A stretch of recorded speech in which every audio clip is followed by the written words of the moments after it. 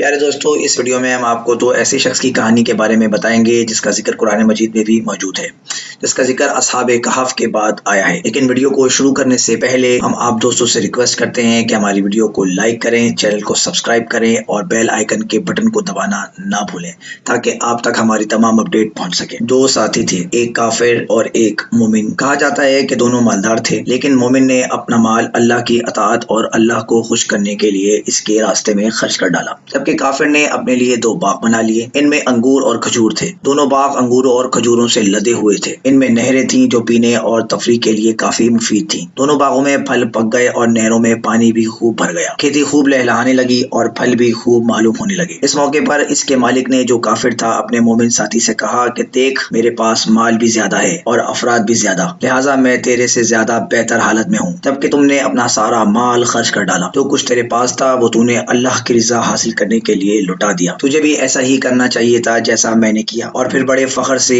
وہ اپنے باغ میں گھسا۔ اس نے کہنا شروع کیا کہ میرا نہیں خیال کہ یہ کبھی تباہ ہوگا۔ بات اصل میں یہ ہے کہ اس نے دیکھا کہ اس کے پاس زمین پہلے کے مقابلے میں اب زیادہ ہو گئی ہے، نہر میں پانی بھی خوب ہے، درخت اور پھل بھی لدے پھدے ہیں۔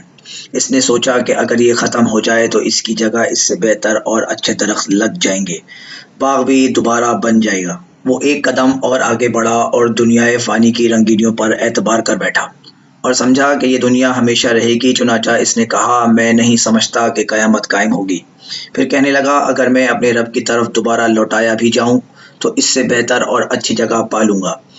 وہ یہ سمجھتا تھا کہ دنیا میں یہ عزت و مال و دولت کی فراوانی اس بات کی دلیل ہے کہ اللہ کو اس سے محبت ہے۔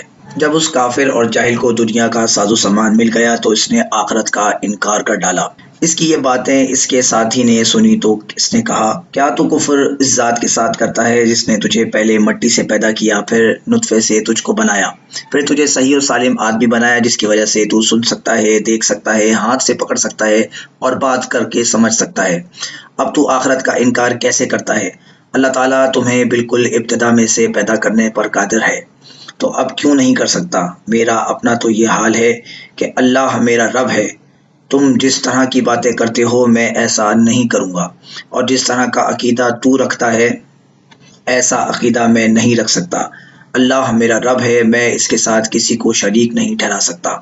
میرا تو یہ اعتقاد ہے کہ وہ جسموں کو فنا کرنے کے بعد دوبارہ اٹھائے گا، مردوں کو زندہ کرے گا اور بوسیدہ ہڈیوں کو جمع کر دے گا۔